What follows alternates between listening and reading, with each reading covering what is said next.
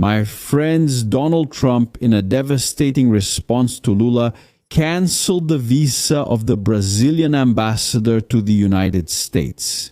And this completely changes the game and makes things worse for Brazil. Galante, speaking directly from Texas, councilman in Texas, Galante, what do we have from the United States regarding this devastating response, which I confess I wasn't expecting right now at this very moment, Galante? Look, I was already expecting a strong reaction from the US diplomatic corps regarding the cancellation of visas, not only from Darren Betty, who is responsible for Brazilian affairs, which happened a few months ago, the cancellation of visas for State Department officials who were going to deal with human rights issues and also the elections.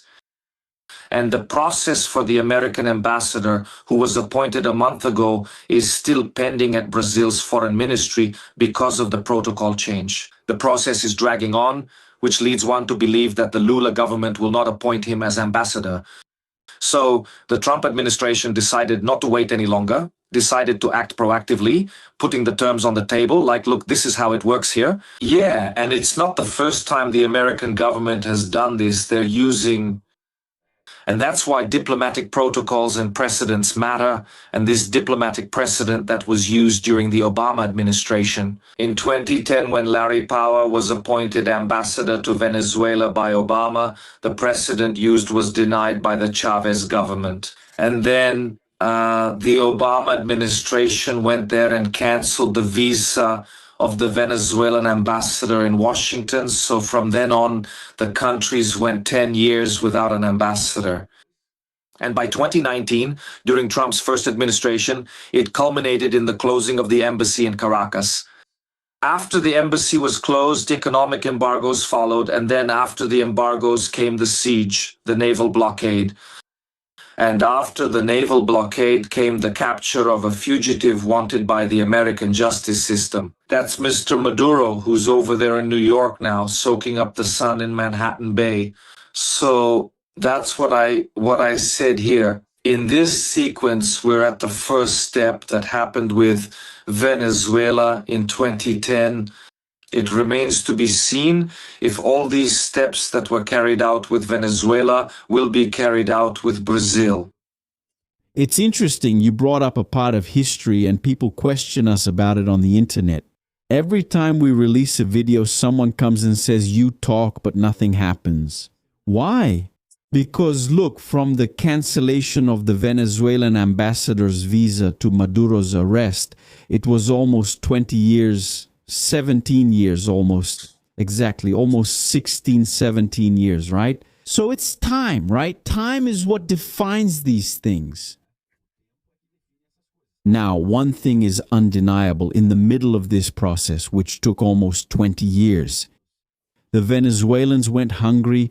The Venezuelans had to eat dogs. The Venezuelans had to flee the country because the situation became unsustainable. The Venezuelans died in clashes with Maduro's regime. They were eliminated, right? They were imprisoned. So are Brazilians willing to go through that? Because a lot of people say they don't solve anything. They don't solve anything. First, it takes a long time to solve. Because we're talking about diplomacy, we're talking about relations between countries and not your relationship with your neighbor, right? And even your relationship with your neighbor, if you try to do it through legal means, you'll have to get into it. You'll have to hire a lawyer. The justice system takes years. You'll take at least 5 to 10 years to solve a problem legally with someone in Brazil. If you even manage to solve it, just imagine when it comes to bigger issues, right? Diplomatic and geopolitical matters, so it's never good, for whom? For Brazilians, Maduro was arrested. Commander Batistella, one thing is a fact, Lula saw Maduro being arrested. Lula saw this, Lula witnessed this while still alive, and it seems he insists on making the same mistake. So this visa cancellation is just another step, just another rung on the ladder to something that could be disastrous. Let's say in 10 or 15 years. What is your assessment regarding this visa cancellation? Hello, everyone. Thank you, Shimon Oliveira. It's a pleasure to be here with you. Yeah, honestly, I wasn't really surprised by the withdrawal of our ambassador's visa there. Because, in my view, this is part of the crisis, the escalation of the crisis between Brazil and the United States. So it's just another step in the crisis. And besides other measures that can be taken, well, by Brazil and the United States, and then reciprocal measures from both sides. Therefore, it's a regrettable chapter in this situation between two countries with a history of more than 200 years who have their differences, of course, right? The United States and Brazil, but it's very sad. So you comment, right? Really? We've been following this whole situation in South America, a change that's been happening in certain regions. And I think the main example was what happened in Venezuela, right? The removal of Maduro from power, the way the United States did it, well, I don't believe something similar could happen in Brazil. Brazil has a different situation from Venezuela, and I hope there will be common sense from both sides, especially here in Brazil, because this kind of lack of political pragmatism that is prevailing in Brazil and this dispute with the United States doesn't seem like it will be good for business. I'm going to speak from the business perspective. I'm going to speak from the Faria Lima financial elite perspective, okay? I'm not defending anyone from Faria Lima, but the question is this good for companies, for business, for the Brazilian economy? I don't see this as good for agribusiness. I don't see this as good for our industries that are in basic industries, mining companies and the like. Yeah, this isn't good for Embraer, which is in the United States, producing a large number of aircraft that are exported from there to the rest of the world. One of the largest Brazilian companies. So it seems to me that ideology is prevailing over economic pragmatism, and that's not good. It's not good for JBS, Lula's friend, right? Right? Really? No, it's not good for JBS. It's good for JBS. It's one of the giants of Brazil, right? That's involved in a lot of shady dealings, but also depends on this open relationship. Galante, look, for those who are just joining now, subscribe to the channel, turn on the notification bell, leave your like on the video. It's hard work to get Galante on here, who speaks directly from Texas, a councilman in Texas, a Brazilian who won office in the United States, and today represents both Brazilians and Americans. We also spoke with Commander Batistão. Batistella, with all his experience in the field of intelligence and counterintelligence and also in the military field, knows how to read the map of what is happening in the world. I'm going to ask both of you a question. Do you think that Lula is trying to isolate Brazil during the election period, so that they have the justification not to allow anyone to enter Brazil to check, to supervise, to monitor the electoral process? Do you think that's what this is about? Because in the long run, as the commander just said, it doesn't hold up because the system will turn against Lula himself. Since the banks are harmed, all the banks do business in dollars, right? The companies are harmed. Embraer, which has a huge lobby in Brazil, will also be harmed. Even JBS, the friend of my father's friend, right? Lula's friend, right? Yeah, they will also be harmed. So everyone will pay the price for Lula himself. But during the election period, which lasts 60 days, it seems to me that they can handle this pressure. Hey, Galante, you already said on the internet that you were one of those sent to monitor the elections in Brazil, and Lula blocked that very monitoring. It seems that's it, or am I wrong? Yes, that's it. Yeah, and it's the oldest tactic there is, which is to create a common enemy to mobilize your base. And the people have a common goal, which is to expel the imperialists from Brazil.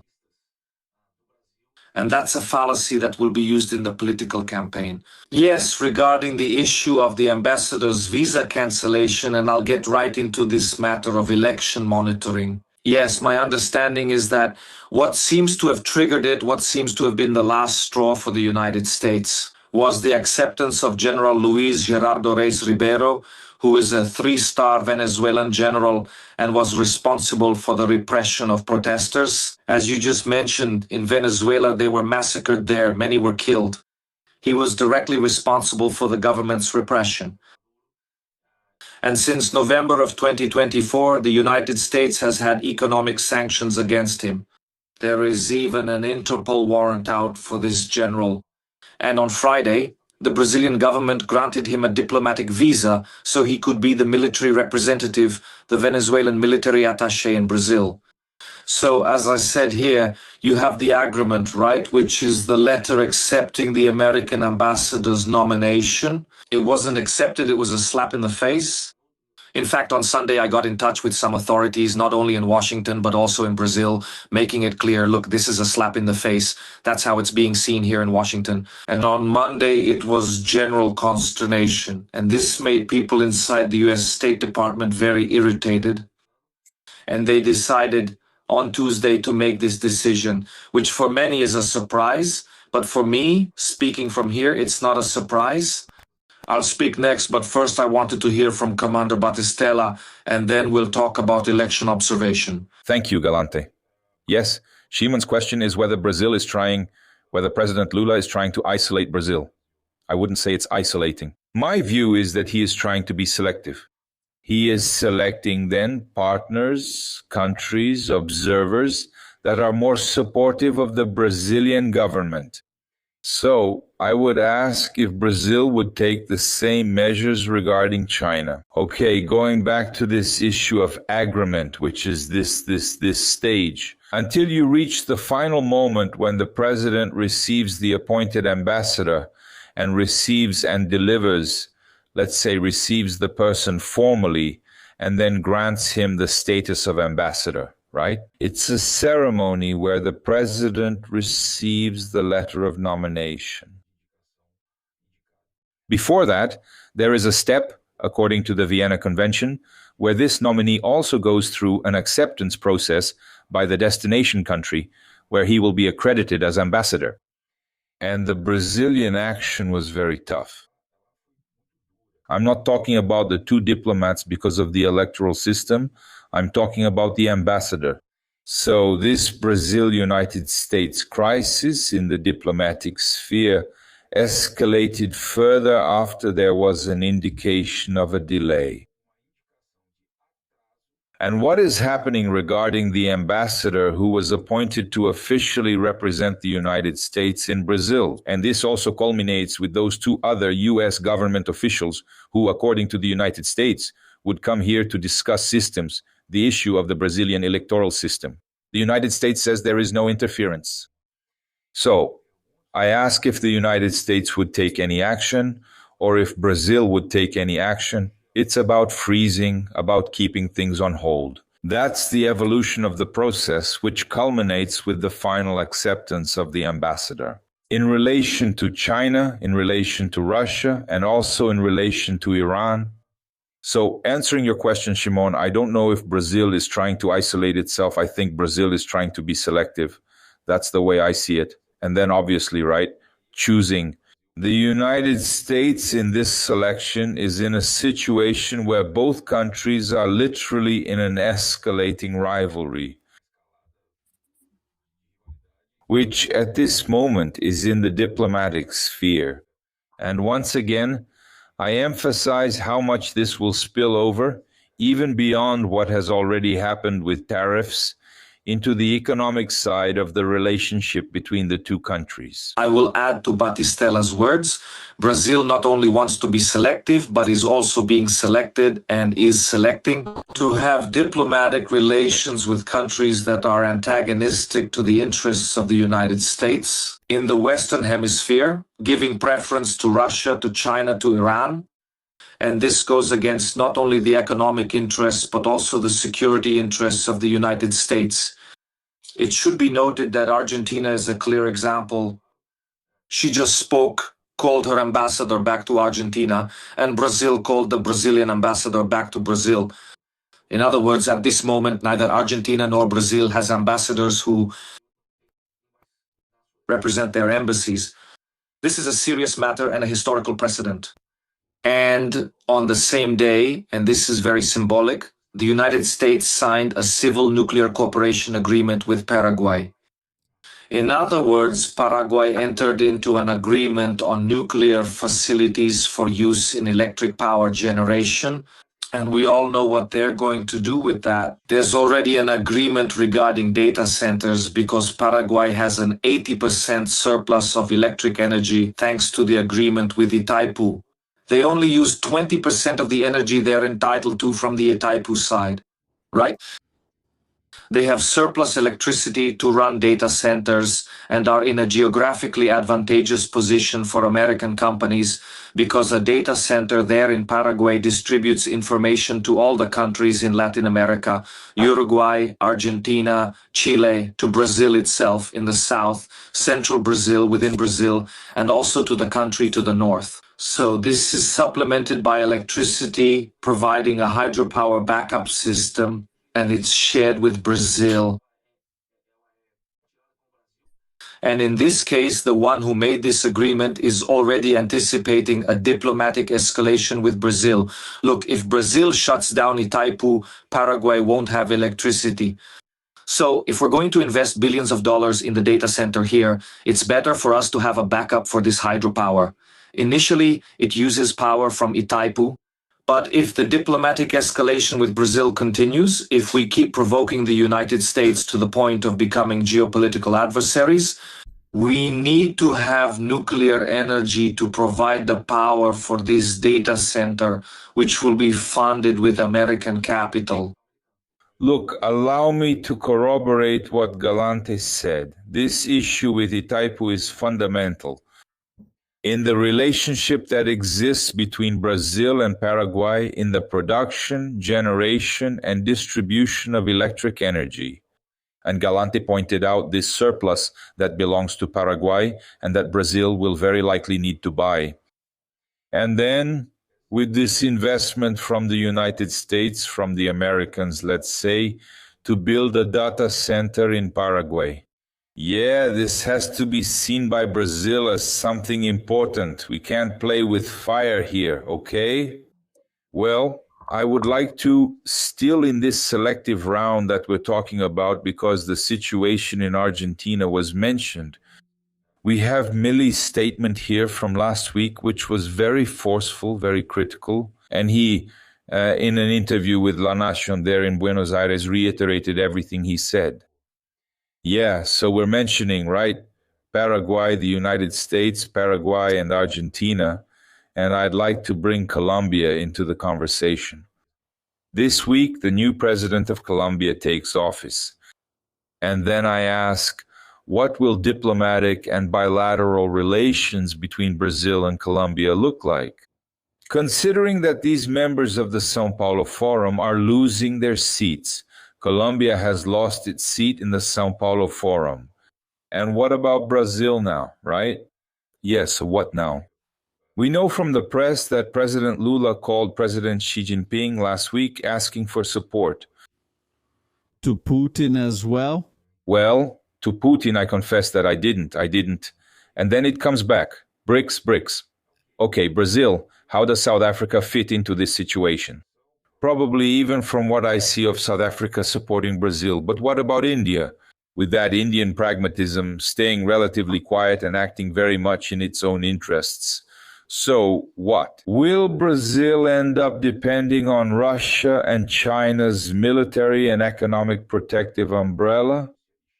It's not from Russia that we're going to get economic protection right now. It's not. From China, possibly. But does Brazil want to be the pivot of this rivalry between China and the United States here in our own backyard?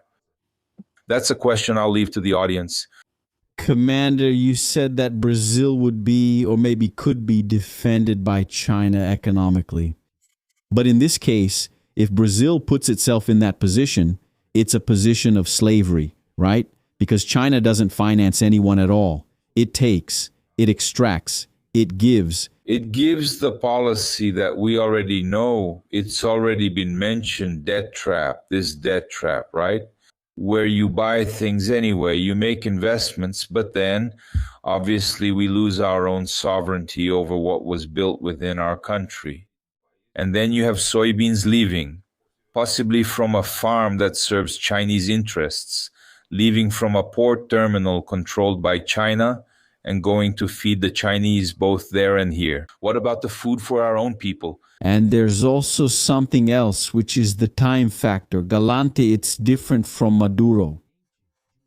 From the period when Trump withdraws the ambassador and closes the embassy. Then Biden's entire term went by, and now Trump is back. Unlike that time, Trump doesn't have that time anymore. And now here's the thing. Everything has changed in geopolitics and in the United States' relations with Latin America. So, Brazil is now becoming a bigger barrier every day to the realization of this project, this plan, this American directive here in the south of the continent. So they won't wait long. They won't take as much time as they did with Maduro. I'm seeing, and this is my own perception, I don't know if it's yours, I'm seeing the United States moving much faster because, look, they've moved beyond diplomacy with some countries a long time ago. Venezuela, Cuba, right? Now, it was announced this week that CIA operations are starting inside Cuba to finally destabilize that government. And in the end, there could be a direct military intervention, right? I'm not saying this is going to happen to Brazil tomorrow, but the speed we're seeing today is much faster. Because the current government of the United States, in my view, doesn't have all that time anymore because Trump, right? According to the current American legislation, Trump can't be the next president of the United States. And there's also no guarantee that the next government will be aligned with the policies adopted by Donald Trump. No one can guarantee, right, that these policies will continue. And knowing Donald Trump and the way they're doing politics today, they wouldn't do something just so the next president could simply end everything. It seems to me to be something that will change the course of U.S. history, right? And that would be one of Trump's objectives. So, when Lula puts himself in this position, he becomes a huge target and an immediate threat to the realization of this, as they say, this encirclement of the Americas. That's what Trump is doing, because here's the thing. Are the United States going to allow Brazil to become a forward base for China, Russia, North Korea, and Iran here on the continent? That's the big question, because that's exactly what's being fought against right now, Galante. Look, Shimon, this restabilization of the Western Hemisphere, South and Central America, has an expiration date. It's 2 years until the end of Trump's term. He made that clear in the national security document published at the end of 2025 that the priority was to prevent foreign actors. He didn't name names, right? But we all know it's China, Russia, and Iran from taking over the territory and resources. Let's talk about it. The mineral resources, the strategic resources of Brazil and the countries of Latin America and South America that were antagonistic to American interests. In other words, this expiration date you're talking about, it took 16 years for this full engagement with Venezuela. I see a 2-year window for the Western Hemisphere, Latin America, and Central America to be realigned with the United States. So, the most important question in all of this is, how long will the Brazilian military stay silent in the face of the Brazilian government's surrender to China's and Russia's plans? There was news today on Poder 360 that Brazil bought $26 billion worth of Russian diesel. Russian diesel accounted for 1% of Brazil's diesel imports. It went from 1% to 63%. Wow, from 2022 to 2026. So, the Russian fleet, the Russian Ghost Fleet, Mare, identified 32 ships that made 68 trips to Brazil. Basically, Brazil is helping to finance the Russian war effort over there in Ukraine. And if that's not a diplomatic stance antagonistic to the interests of the United States and Europe, I don't know what to say. It's no wonder that Europe banned the import of Brazilian meat for 5 years. There it is. It was just released last week. They banned buying Brazilian meat. So these subtle diplomatic moves, like not buying a single piece of meat, not finalizing an agreement here, these are subtle moves that, in fact, in diplomatic language say a lot. But such a drastic move like canceling the ambassador's visa is almost like a declaration of war in the diplomatic environment. Because it's worth remembering that war is the last weapon of diplomacy. It's the last resort of diplomacy. When everything fails, it's war. You don't need to be in a kinetic war, exchanging gunfire with each other to actually be at war. And that's what's happening. It has reached an unacceptable point.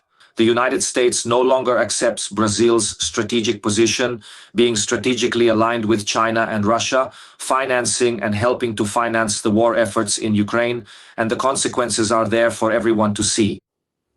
We know that until this moment, there were business and political groups that were interested in keeping Lula in power from 2026 onwards. But I believe it wasn't under this toxic environment between Brazil and the United States, it's the bankers. As Commander Batistella said, Batistella, the Faria Lima crowd likes Lula, or at least part of it likes Lula, up to now, right? They like him because a country with high inflation generates high interest rates, and part of this market makes a lot of money from interest. But the thing is, you need to have an economy that works so it can also generate interest. There comes a point when it doesn't work anymore, right? For example, economic disengagement from the United States, or at least its weakening, will have the opposite effect. There is no longer any interest left to make off Brazil, right? And I see that this is the point where the system turns against Lula himself. I don't know if the bankers, then Batistella, who has this experience in intelligence and counterintelligence, are the bankers happy when Brazil's ambassador to the United States loses their visa, or do they become fearful, Batistella? What's your assessment of that? And then we'll talk about the Minister of Defense, because we mentioned here. But what about the armed forces? Are they going to speak out? They spoke out yesterday and it was shameful. Batistella. I believe that many won't speak out publicly. And also nowadays with social media, we have to be very careful with narratives that are created to influence people's perception. But that's only expressing an idea that someone wants to instill in the audience. So we have to pay close attention, especially from a counterintelligence perspective, to what is propaganda, counter-propaganda, and what is a disinformation campaign. I'll go a little beyond the problem facing Faria Lima's financial elite, because picking up on that, in this escalation of the crisis that Galante is explaining, there's the possibility, which has already been mentioned in some Brazilian media, of the Magnitsky Act being reapplied against Brazilian authorities. It's another step in this escalation. So, look, all of this leads to real diplomacy, the diplomacy we actually have among those people in diplomatic services. But what about economic diplomacy? And this economic diplomacy, I understand that it will end up becoming part of this chess game that Brazil is playing dangerously with the United States. If you allow me, Shimon, I would like to add something. Please correct me if I'm wrong. Maybe Galante can confirm, but I read something yesterday that caught my attention. Correct me if I'm wrong, Galante, please. But it seems to me that Elon Musk is returning to the political scene, to the extent that he is using his, let's say, in a way, his economic resources to help the country. The Republican Party now, in the upcoming midterm elections, bringing those dormant Republican voters to get moving, to take action, and go to the polls to vote. Yes, if it's true, this move by Elon Musk is an example of economic power influencing politics. And in my view, this could have an impact on the results of the midterm elections. As of today, the statistics Statistics, correct me again, Galante. Here in Brazil, there's a lot of criticism toward Donald Trump, and the perception is that he wouldn't be able to win in the midterm. Is that really the true situation, or is it an attempt to create a certain perception, at least here in Brazil? I'm talking about our Brazilian perspective. And just to wrap up this topic, which also affects daily life in US politics, there's the outcome now of the scandal involving Dr. Fauci, this manipulation of data and information about COVID, which in my intelligence assessment, in my opinion, has a very negative impact on the Democratic Party. So I see these as factors that could weigh on the next midterm election in the United States, because a possible victory by the Republican Party, in my intelligence assessment, will be a major factor that could lead to the election of the next Republican candidate, the one who should replace Donald Trump, considering the country's democratic process, because he cannot run again. And then we will end up with two names that have been mentioned as possible replacements for Donald Trump, which means the continuation of the current policy that is in place for the Americas as a whole. So here in Brazil, intelligence analysts should think in the short term, but they should also think in the medium term.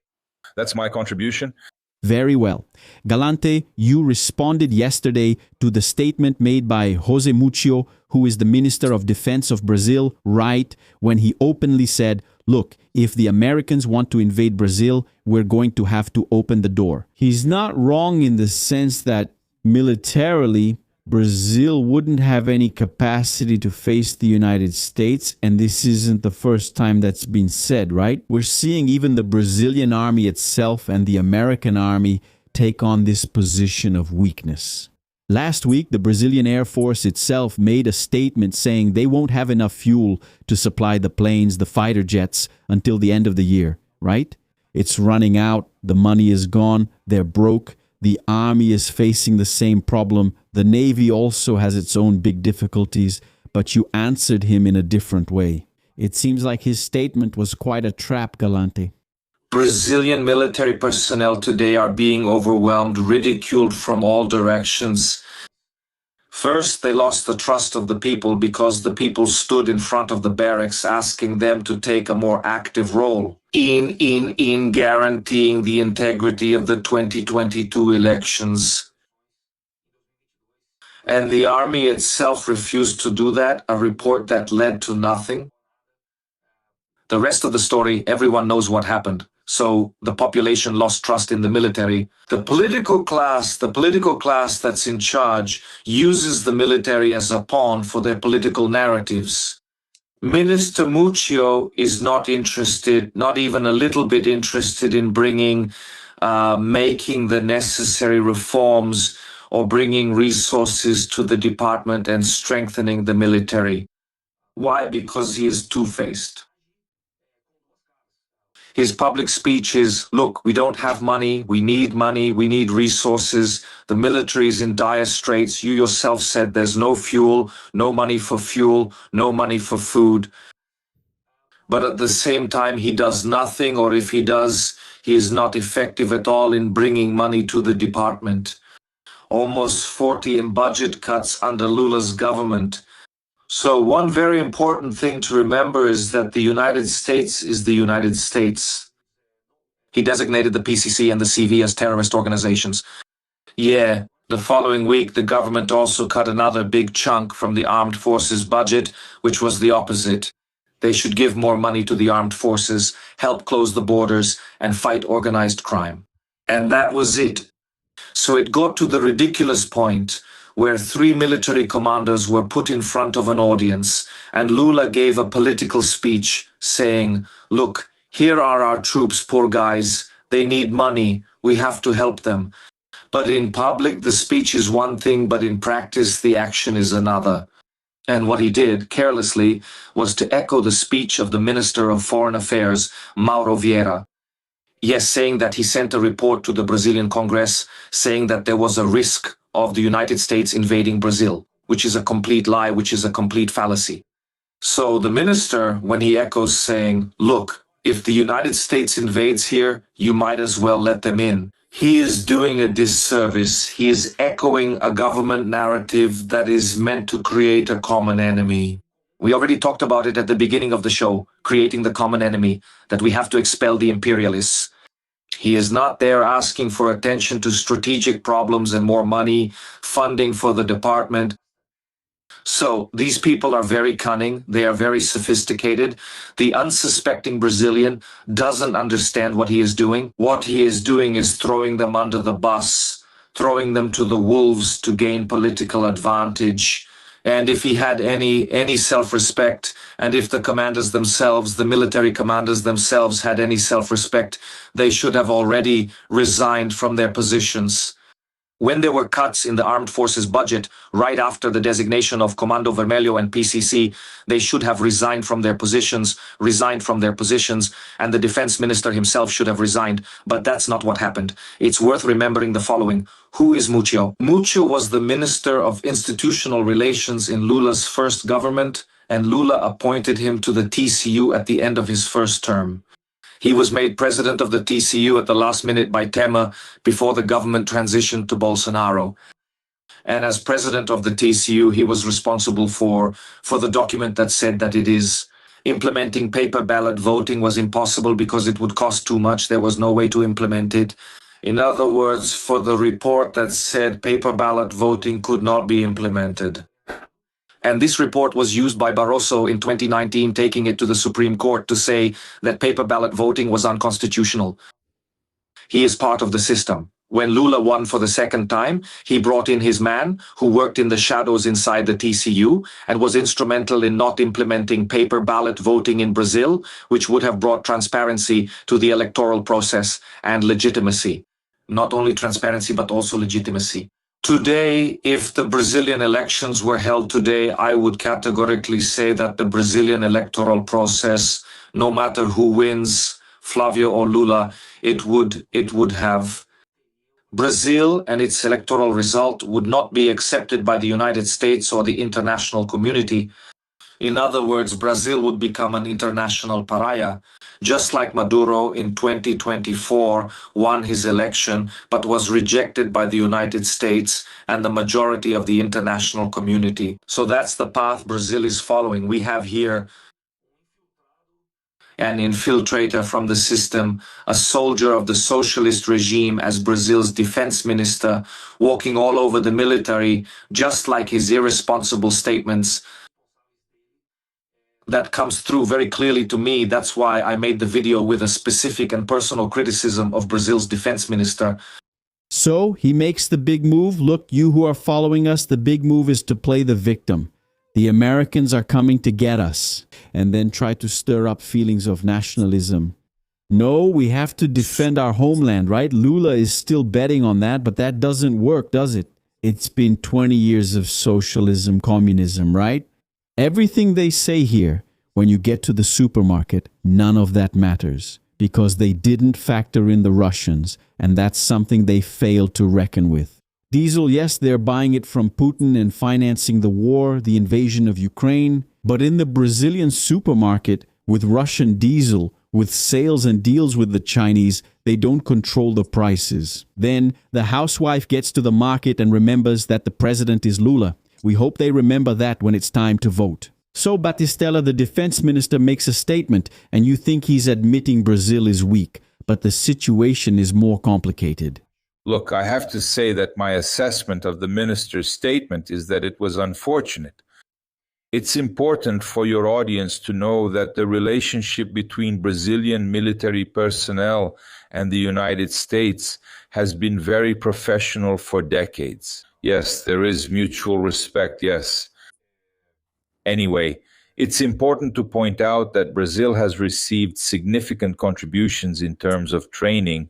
Several of our naval aviators were trained in the United States.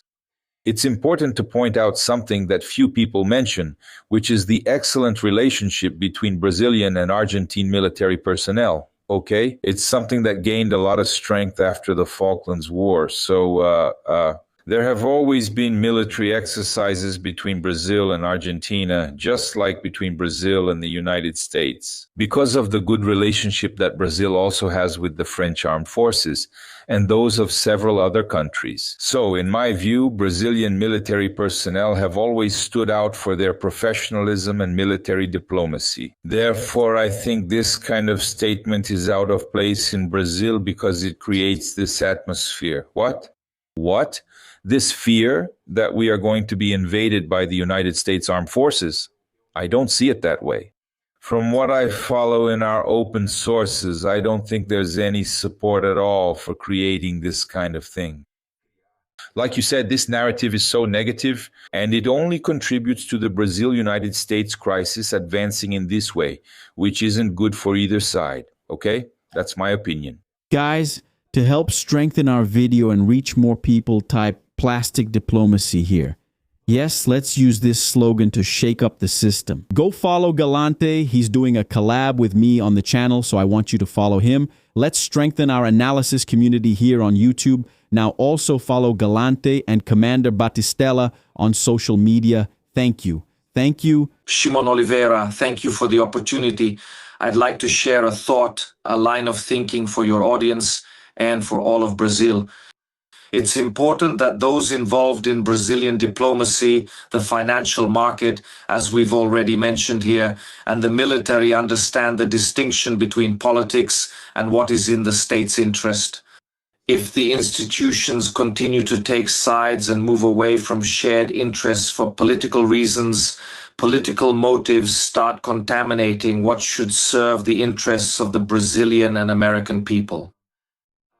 The adults need to get back in the room and have to stop this senseless march toward antagonism between the two countries.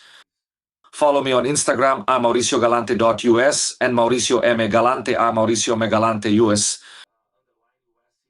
Both on Twitter and on Instagram. I appreciate your kindness in having me back on the channel, and I'm here whenever you'd like. Warm regards, my friend Commander Batistella. See you next time. Okay, Galante, thank you very much for the opportunity. For those who want to follow my work, I'm available. On Instagram, @Luis with an S, Luis Fernando Baptistella with a P and 2 L's, and also on LinkedIn, which is my name, Luis Fernando Baptistella. And I reinforce Galante's words. And I just add another type of operator, besides what he said, intelligence operators. So they understand and reinforce this point, the difference between government and state. So it's important for us to think, of course, we need to have government and policies, but the Brazilian state is bigger than that. Those are my words. And now pay attention to this. If the country doesn't take a stand, it falls off the geopolitical map. And in your market, the mechanics are exactly the same. Today, the most valuable currency in the world isn't the dollar, it's attention. And for you, who are a top entrepreneur or professional, what hurts the most is being the best at what you do and still remaining invisible. You have a great business, great knowledge, but nobody knows you exist. Have you noticed how hard it is for people to pay attention to serious content on social media? It seems like only dances or memes go viral. 15 years ago, on radio and TV, I realized that the real way to build unquestionable authority depends on substantive content and a solid strategy. Today, generating 50 million views per month on social media, the method is already proven. I'm recruiting entrepreneurs and professionals who are the best at what they do, but who are still invisible. People who are willing to break out of their bubble, be recognized at the top of their market, and have their expertise monetized here on the major networks. The game is about media, and those who understand that they need to be a media company win. Your identity cannot be outsourced. The business owner needs to put himself out there. The time of recording with your phone any old way and selling something is over. The digital world demands absolute professionalism. So, with that in mind, on August 16th, I will host a fully in-person intensive workshop face-to-face with me here in my studio. I will personally guide you in building your authority with the killer method that brings me these results. The QR code is on the screen. There's a secure link in the description and in the first pinned comment. When the last spot is taken, the steel door closes and that's it, my friends. So Hurry up! Now subscribe to the channel, turn on the notification bell, and like the video because it takes work to do that. Fortify your mind. I'm Shimon Oliveira, and I'll see you at our next meeting. See you then.